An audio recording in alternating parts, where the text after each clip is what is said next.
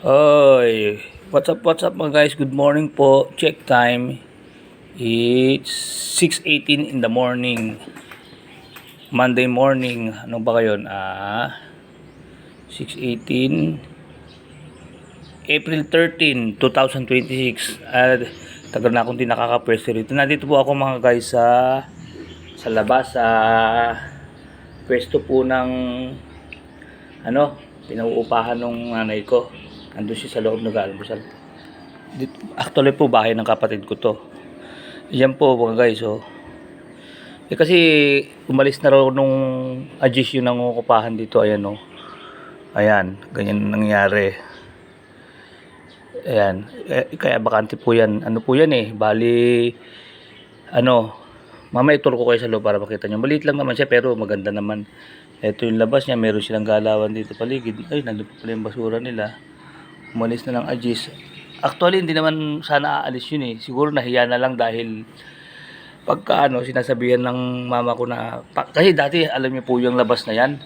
Tingnan yung mga guys tatanong sa inyo, normal ba na ang nangungupahan sobrang dumi ng harap na ganyan, itatambak-tambak dyan ang mga dumi nila. Hindi sila naglilinis kahit sabihan ng mama ko, itinatambak lang nila dyan.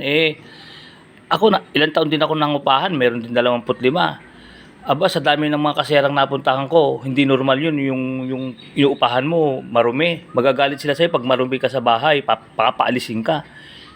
Sila, hindi naman pinapaalis ng nanay ko. Bali, sila sabihan lang na, pakilinis nyo naman tong rito kasi tabing bukid kami rito, baka mamaya. Kasi sa napapanood namin sa vlog, yung kay Prince Cobra, ang ahas, naglalagay yan sa bukid. Tapos, simula nung laging madumi dyan, dati mali, yan, ganyan kalinis yan. Tingnan nyo may halaman.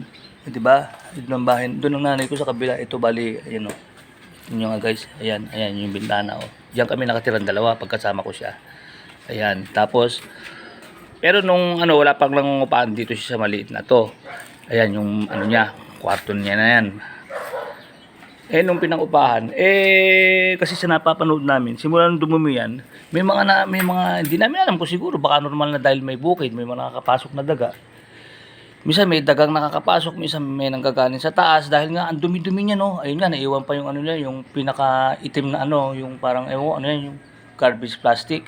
Pinalinis na ng mama ko sa kanila.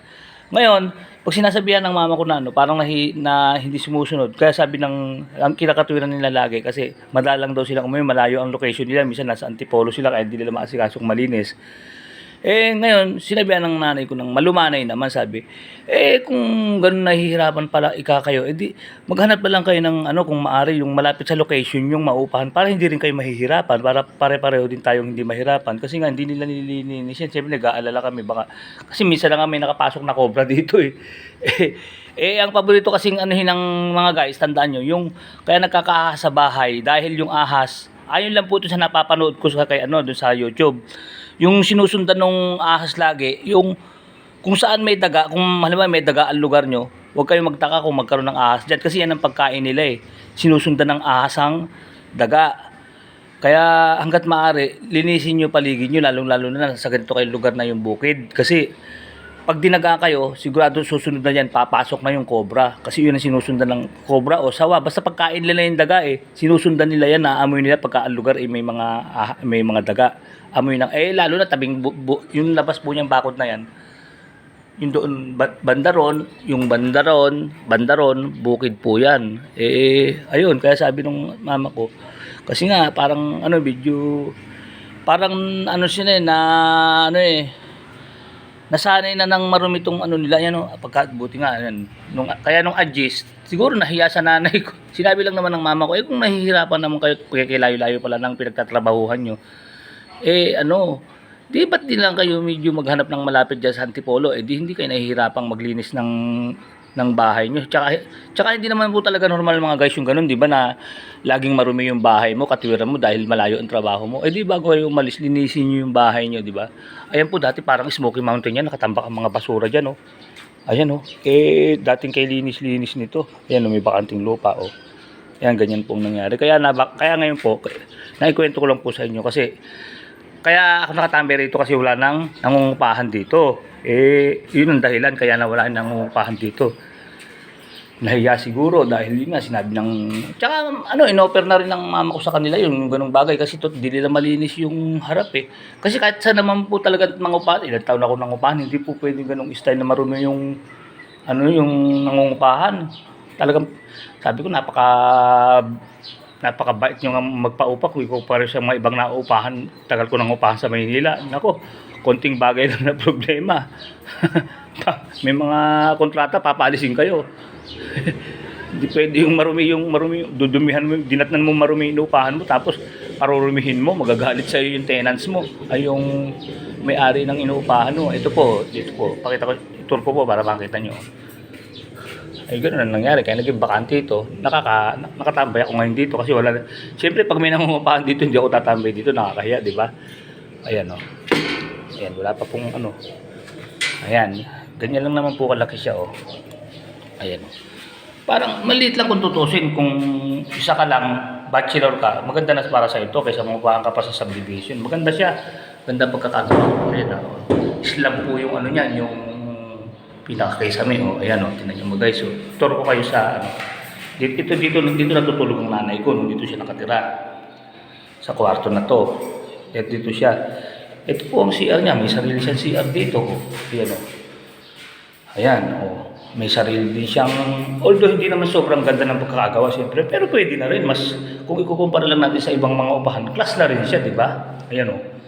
Oh. Tapos meron ka rito backdoor, may lapasan ka rito sa, pagka gusto mong, magano ng dirty kitchen dyan, di ba? Meron kang ano, galawan dyan, o. Ay, lang siguro ng nanay ko. Ayan o. Dito po yung magiging labahan. Ganda-ganda eh. Binaboy. Ito, nilinis kahapon ng katulong ito. Ang dumi-dumi rin kahapon ito. Ang dami mga pinagtatanggal na kahoy dyan. Hindi ko alam kung kahapon o nung nakaraan. Ang dami-dami nakatambak na kung ano-ano dyan. Nilinis nga ng katulong ni mama. Yan, meron kayong ano dyan, may labahan dyan dito. Yung pinaka sa dirty kitchen. Pwede ka dyan maglaba. Ayan yung kripo. Kaya sabi ko hindi na sila lugi rito eh. Kung ano to eh, ang papa kasi ng kapatid ko rito, kung pamilya kayo, dalawang mag-asawa, may anak, o kahit ilang pa anak nyo, kahit mga 6 kayo, hanggang sa is ibinibigay niya. Pero pagka solo ka, mag-isa ka lang, ibinibigay ng mama ng 4-5. Kasi mag-isa ka lang naman, parang konsuelo naman sa nangungupahan, mag-isa lang eh. Pero pagka may kasama ka, may pamilya ka, o kahit mga ang anak mo yung mga 4, o kaya 3, pwede kayo rito. Iba nga, late nang tinutuluyan. 6,000 na binibigay ito. Pwede na. Parang stage type siya. Oh. Ito po yung sarili niyang CR. Oh, may pindutan ng ilaw dito. May pindutan ng ilaw dito. Teka po mga guys, madilim. Ayan o. Ganda na CR o. Ba't mga nangungupahan na yun? Ba't parang hindi maintain yung kalinisan? Itong araw sa loob kahapon, napakarumi nung nililinis ng katulong eh. Eh dating ba? Kaya, tsaka nga pala kaya gano'n na rin ang nangyari kasi uuwi na yung kapatid ko magbabakasyon dito ng mga 2 buwan. Eh siyempre, para makabalik dito sa pwesto niya yung nanay ko. Dito siya. Siyempre may pamilya yun eh. Siyempre, paano, hindi naman po pwede. Siyempre, nahihiya ang mama kung doon siya, tsaka yung tinutulugan ni nanay ko ngayon na kwarto ron. Kwarto ng apo niya yun eh, kaya kailangan lumipat siya rito. Siyempre, awkward naman, di ba, kung ando dun siya. Kaya nga siya pinagawa ng sariling ano rito nung kapatid ko eh. Kaya ganun na mangyayari. Kaya, siyempre, as soon as possible, mas maganda na rin na makamove on na yung nangungupahan para maipalinis na ng maayos. Kasi mga ano na, sa ano ata, may June, July. Parang June 2, darating yung kapatid ko eh. O di, kumbaga may lilipatan ng nanay ko dito eh. Pero talagang dito naman siya nakatira eh. Diyan no. Ayan, kaya dito ko nagkakape ngayon. Ito guys, agang-aga. Sabi ko makapagkape nga ron. Eh habang nagkakape ko, naalala ko, gawin ko ang content to para, content baga, ngayong araw na to. Maikwento ko patuloy yung pag-move on ng nangungupahan dito sa inyo mga guys. Kasi gano'n na naging dahilan. Kasi nga, sipin mo, ayan o, lagi nakatambak ang dumi dyan. Kaya yung aso tuloy, yung aso namin, ayun si Abo, ayun, nakikita nyo yun, yung makulit na yun. Lahat na ata ng basura nila diyan nahakot niya na. Paunti-unti, pero dahil sa araw-araw na makulit yan, itinatambak diyan sa diyan sa garahe, yung lahat ng basura nila diyan. Eh di syempre nayayamot yung yung katulong dahil lagi siyang naglilinis ng mga basura diyan, no, kinakalat ng aso. Kasi pinagtatambak lang nila diyan yung mga basura nila. Mga kaya kinakalat ng aso doon. Kaya yun ang naging At siguro nahiya na rin kaya nagpaalam. Eh sige, tutuloy na lang po kami sa nung Ajis ata naglipat. Kaya nung Ajis pinalinis ni mama ko to doon sa katulong. Kaya ngayon sinilip ko malinis na nga, wala nang nakatira. Grabe. Ilang taon din ako nangupahan, hindi po pwede talaga yung ganun. Ako, magagalit sa'yo yung yung ano ba tawag doon, 'di ba? Ang tenants yung nangungupahan yun eh. Ano tawag sa nagpapaupa? Yung landlord. Hindi papayag ang mga landlord ng ganun. Yung dugyot ka sa tinutuluyan mo. Baka isang buwan ka pa lang, paalisin ka sa Maynila. Eh, alam ko kahit saan naman ganun talaga. Yun ang patakaran, maging malinis ka. Kaya nga napakabait pa ng nagpapaupa sa kanila eh. Ilang buwan silang marumi rito kasi parang naka-4 na buwan din eh. 4 na buwan na parang ginawang Smoky Mountain yan, no? Eh, minsan pag bibili na ng nanay ko, bago kayo umalis, niya yan, kahit kami na lang ang magtapon, ilagay lang dun sa gate kasi tuwing Merkulis dumadaan dito yung magbabasura, kahit ilagay na lang dun, kahit kami na magpursige magtapon, ilagay na lang po doon, no? Parang konsuelo, di ba kami na magtatapon para hindi nakatambak dyan, naiipon. Abay, yun na lang ang pinapagawa ng nanay ko. Hindi pa magawa, hindi pa iniintinding nanay ko, dyan talaga itatambak ko. Eh, nung magkatuta kami, ayun na, naging highlight ngayon yung basura. Nung sa loob ng 4 na buwan, kasi halos mga 1 buwan pa lang kaming may asong ganyan eh, kaya mga 3 buwan, hindi pa highlights yung basura nila kasi nga wala pang nagkakalat nung aso eh. Eh nung kinakalat lagi ni Abo, siyempre naging highlights ang kadugyutan nila dahil laging mapapansin ang katulong araw-araw dahil nakakalat ang basura doon eh. Ganun na nangyari eh. Kaya talagang lahat ng bagay may katapusan eh.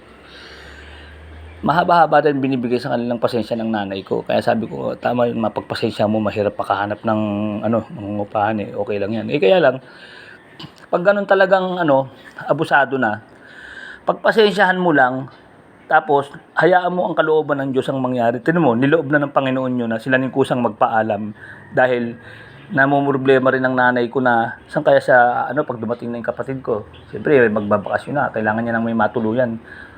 Niloob na ng Panginoon ang gumawa ng paraan para magkaroon ng paglilipatan ng nanay ko rito, yung dating pwesto niya.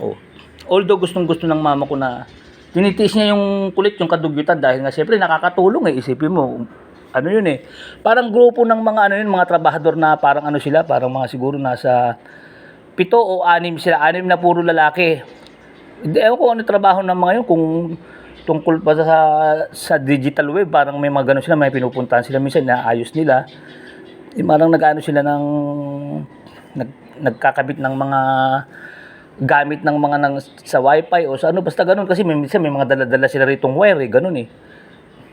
Minsan ang destino nila sa Antipolo, minsan kung saan, minsan sa Bicol, magkakabit sila ron ng mga Siyempre, iiwanan nila ng mga 1 linggo to, kung 1 linggo sila mag-i-istila doon.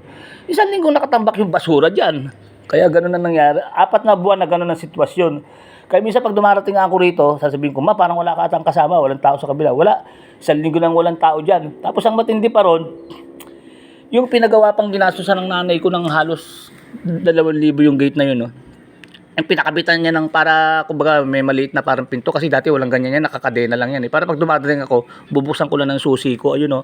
Ito guys, ito, di ba? Ito kailangan talaga sa malalaking gate, may ganito. Para hindi ko na siya kailangan tawagin pag nasa loob siya. Yung ganito, ayan, sususiin ko yan. Kahit nasa labas ako, makakapasok ako. Hindi niya na kailangan magkukumahog lumabas. Saka kasi ko, pag tumatawag ako, lalabas pa siya. Baka mamaya madapa siya rito habang binubuk. Kasi dati ang bukasan nito, dito lang, mano-mano.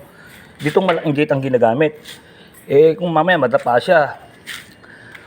Pinagawa niyan. Tsaka alang-alang din daw sa may mangungupahan. Tapos nilalagyan lang namin dati ng ganito,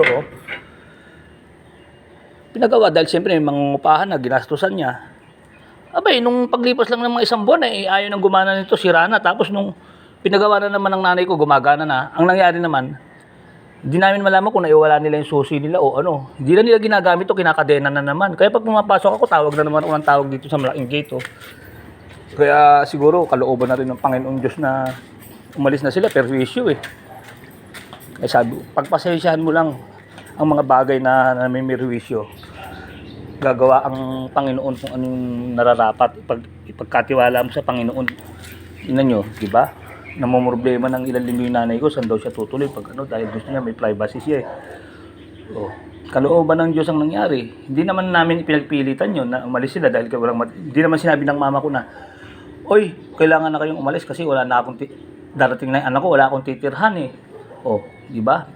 Although pinoproblema na niya ng ilang linggo yun, iniisip niya yung gabi kasi iniisip niya siya tutuloy. Aba, kamukat-mukat mo ganun ang nangyari. Hinighlights ni Abo yung basura doon, lagi nagamit mo yung aso, lagi kinakalat doon. So, siyempre, reklamo yung katulong. Naging highlights ngayon yung problema ng basura. Nabanggit ngayon ng nanay ko sa kanila. Sabi ko, sabihin mo kasi sa kanila, magsalita ka ma. Ayun, nagsalita si mama ko, baka pwede naman pakilinis yung ano dyan. Kasi, natatakot ako. Dati may Pero totoo naman ang sinasabi ng nanay ko, hindi naman nagsisinungaling. Kasi talaga naman dating may nakapasok ng ahas dito. Ngayon, ang kinakatwiran nila sa nanay ko, nanay, yung tungkol ika sa ahas, normal lang po yan kasi nasa tabing bukid kayo. Ngayon sabi ng, siyempre parang medyo nainis yung nanay ko, ba't gano'n ang sagot? Parang wala silang planong solusyonan. Sabi ng nanay, oo nga, normal nga yun, nasa tabing bukid kami. Pero mas lalong delikado kung marumi itong paligid namin kasi nagpapasok ka ng mga daga, susundan ng mga ahas. O yun, siguro parang nahiya nung sinabi ng nanay ko yun. Tsaka baka pwedeng mag-utos kayo, kung hindi nyo kayang linisin dahil nasa Antipolo kayo, edi mag-utos kayo ng ano na maglilinis ng ano kung hindi nyo kayang linisin. Hindi pwede yung katwiran nyo na gano'n nandiyan kayo sa malayo. Edi para hindi tayo pare-pareho mahirapan, baka sila maayos naman pagkakasalita ng nanay ko. Baka meron kayong, para sa inyo rin yun, hindi kayo mahihirapan kay layo-layo ng pinupuntahan nyo, tapos babalik pa kayo rito sa Zambales para lang tingnan yung, isang linggo wala rin kasi kasama yung mama ko rito, kaya gusto ko rin may nangungupahan dito lang permanent na hindi pa alis-alis, para kahit pa paano may kasama yung nanay ko. Sinabi niya, baka may makita kayo dyan sa Antipolo na na medyo malapit sa pinagtatrabahuhan nyo. Kasi siyempre, naisip na ni mama ko yung pagkakataon niya para maisiwalat niya dahil namumroblema nga siya ng tutuluyan niya eh, pagdating ng kapatid ko eh. Kung parang naging open na pagkakataon para banggitin sa nangungupahan yung ganon. Pero maayos naman ang pagkakasabi, hindi naman sinabi ng kagaya ng mga landlord na, lumayas kayo, mga dugyot kayo. Hindi naman ganun pamamaraan, hindi naman ganun ka-harsh ang mama ko. Sinabi naman ng maayos. Di para pare-pare tayong hindi mahirapan, kasi nahihirapan kayong magpalinis dahil katwiran nyo, ang layo ng trabaho nyo. Baka pwedeng na lang kayo mas malapit dyan sa trabaho nyo. Parang nagkaroon ng pagkakataon ng nanay ko para banggitin niya yung ganun. Kung pwede lang naman, pero hindi ko kayo pinapaano kung nahihirapan kayo. Pero kung kaya nyo pa rin naman, kahit okay lang, dito pa rin kayo. Kasi baka nahihirapan kayo, sabi ng, parang kumbaga, ang pagsasabi ng nanay ko sa kanila, nandun pa rin ang malasakit sa kanila na hindi sila mahirapan. Biruin mo, Antipolo, uuwi lang dito para linisin to. Pero hindi naman po ganun ng ibig sabihin pag umuwi lang sila, pakilinis nila, yun ang unang sinasabi sa kanila nung una. Nung na-highlights nga sobrang kadumihan na, tumaas na yan eh. Halos umabot yan sa yung bakod na yan, konti lang maabot ng basura nila eh. Siyempre, nagwo-worry din si nanay ko, binanggit sa kanila, kung hindi muna kayo makakauwi ng mga isang buwan dito, kasi parang ang sabi lang, isang buwan pa raw sila uuwi, isang buwan pang nakatambak ang basura dyan, di baka may mautusan kayong o kaya kung gusto niya, sabi ng nanay ko, ako na lang ang magpapalinis, ibabayad ko na lang sa tao, kung gusto nyo, tapos isama nyo na lang sa upa yung pambabayad ko, so wala tayong option, kundi ganun, dumatanda na ako, hindi ko naman kayang linisin mag-isa yan. Abay, nung sinabi ng mama ko yun, natakot ata sa gastos. Biglang nagpaalam. Lahat na ng option binibigay na sa kanila ganun pa rin ang nangyari. Para bang ibig sabihin talagang kahit anong hadlang ng pagkakataon, lahat ng option ibigay mo na. Kung ano ang kalooban ng Diyos, yun ang mangyayari tingnan mo, sila ay nagkusang nag-withdraw, hindi naman sila pinapa-withdraw ni mama. Ang sinabi lang ni mama, ganun. Lahat na ng solusyon, iniisip na ni mama ko kung ano yung magandang paraan Magbabayad na lang sa tao, tapos ibigay. Natural lang namang paluwala ng nanay ko yun, bahay dumi nila to dahil tsaka, normal lang na bayaran nila yan dahil magpapalinis ka sa tao hindi naman nila kaya. Nag-o-offer ang nanay ko na marami namang kakilalang pwedeng utusan niya na maglinis. Siyempre sa panahon ngayon, hindi ka naman basta pwedeng mag-utos sa taon ng libre na hindi mo babayaran yan. May labor yan.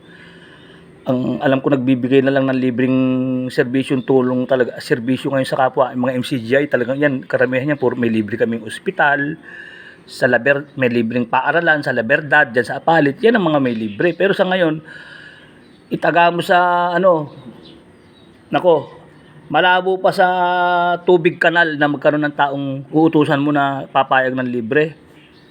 Talagang may bayad yan. Malabo pa sa tubig kanal na magkaroon ng taong ganun.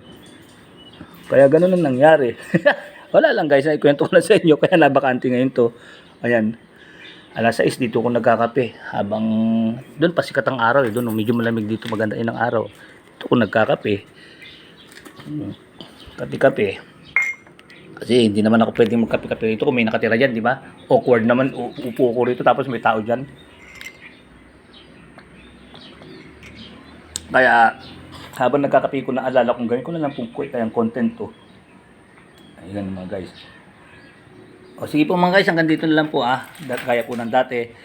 Kuya Mon Vlog, keep safe, keep healthy, always trust God. Maraming salamat po sa Diyos. This is Kuya Mon Vlog, signing off for now. Bye bye po mga kaalipin. Maraming salamat po sa inyo. Thank you po for watching.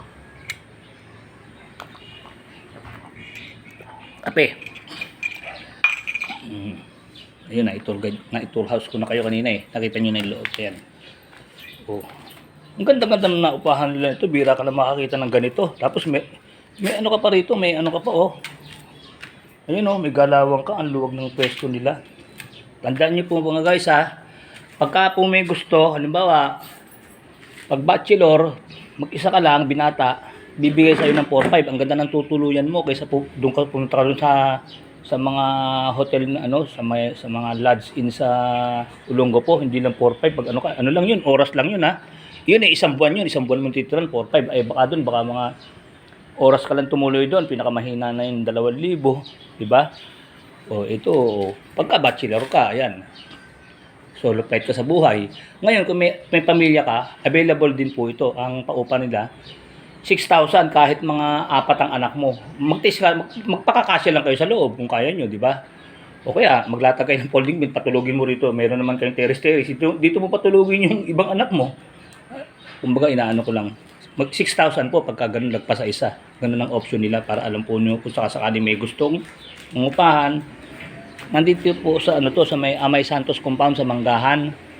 Madali po, pag mangungupahan kayo rito, madaling pumunta sa sakaya ng tricycle, malapit din po dyan sa Walter Mart. Kaya napakagandang nito, kung may pera, gustong-gusto ko itong paupahan na to eh.